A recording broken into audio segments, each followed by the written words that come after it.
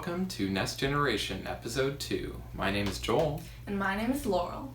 In this episode, we'll be featuring the second edition of Nintendo Power from September and October of 1988. We're going to be looking at 3 games today: Bionic Commando, Life Force, and Castlevania II: Simon's Quest. Let's jump right in.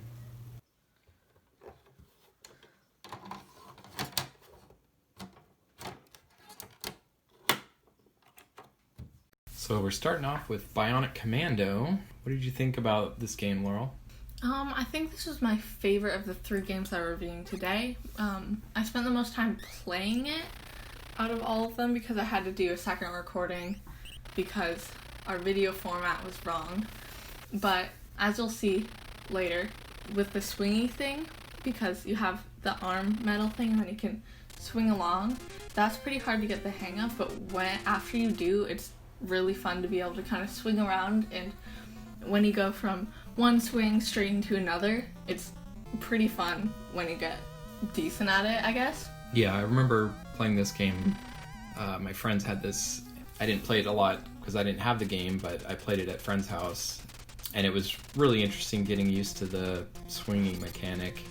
There's a lot of nuance there where you can swing and release to carry your momentum forward. An interesting thing is the communication stuff that unlocks various things in the game. That's something we haven't really seen in NES games you've played so far. Yeah, I don't think I've seen that. You haven't played a lot of platforming games, have you? No. You've done like Mario and... Yeah.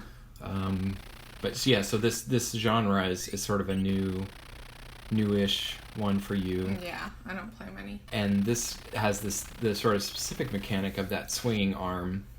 In recent games, I was playing that Spider-Man on the PS4, and it sort of reminds me of like a very early version of that. Yeah. That swinging idea of being able to swing. But you do have to keep in mind with this game that you've only got that certain range that you can reach. Yeah. Like, when I was trying to before you go into the door, at first I tried to swing all the way up, but then I realized that my range didn't have that, so... Yeah, so then, what did you notice about the difficulty overall, would you say? It wasn't too hard. Like, when you got the hang of it, like, it took a little while to get used to, but once you're used to it, it's relatively easy and pretty fun to do. Yeah, I liked the...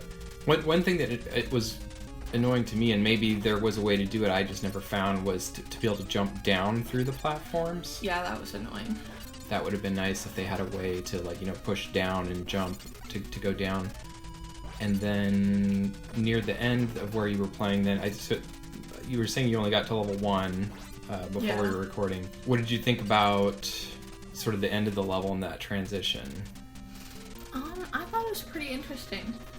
Like, going in the door and needing to use the communicator to unlock that. I thought that was a cool feature because it shows the importance of why you need to use the communicators, and wiretapping it shows stuff.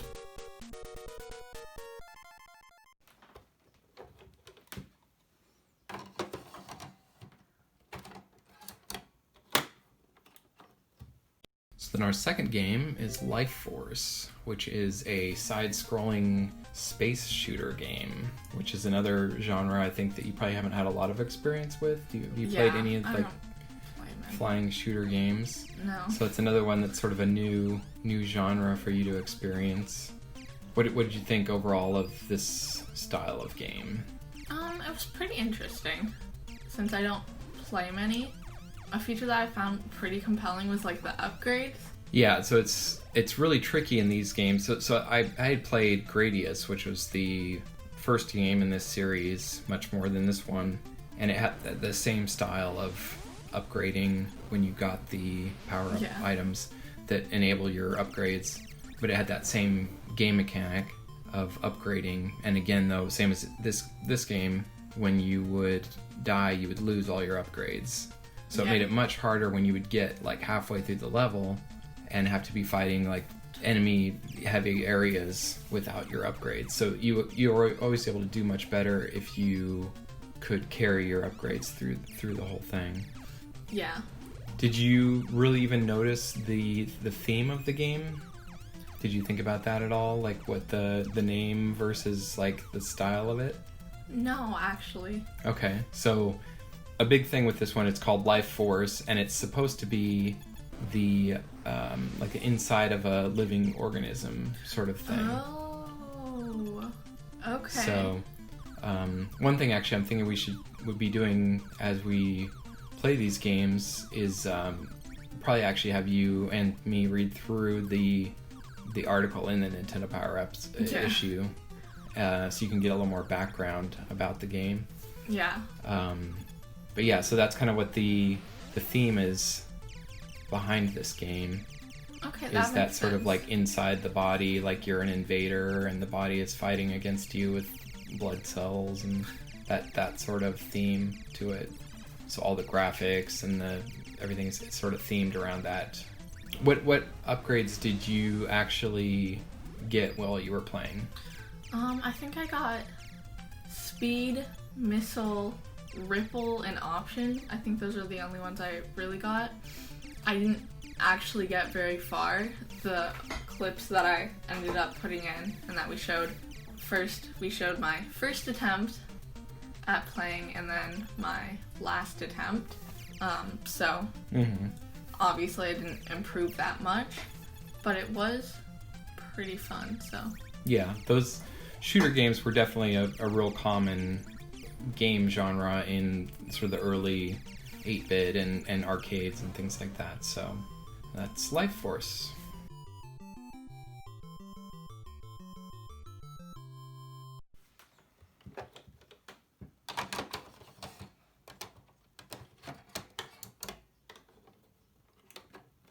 Our final game for this episode is Castlevania II: Simon's Quest, a very popular series of games. So what did you think of this one? to be honest, I didn't really know what I was doing the entire time. I didn't really get the core game mechanics down until later on.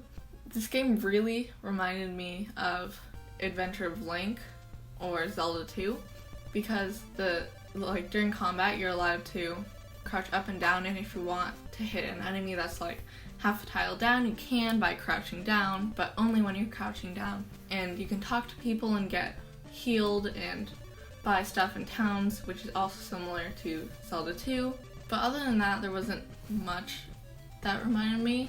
Yeah, it's a very similar game in that respect, I think, to Zelda, at least in the play style and with it being a 2D side-scrolling adventure game, and sort of entering into zones where there's enemies that you fight, and then going into towns where there's no enemies and you're interacting with the villagers, and the villagers, you're talking to them and they're giving you hints and stuff. About where to go and whatnot. A lot of the things in this early game, like the whip and different weapons and things, carry into the Castlevania games later. So it's really kind of sets a lot of the early trends for what they're going to do later in the series. What did you think about, say, the difficulty of this one? It was pretty difficult. I kept dying a lot.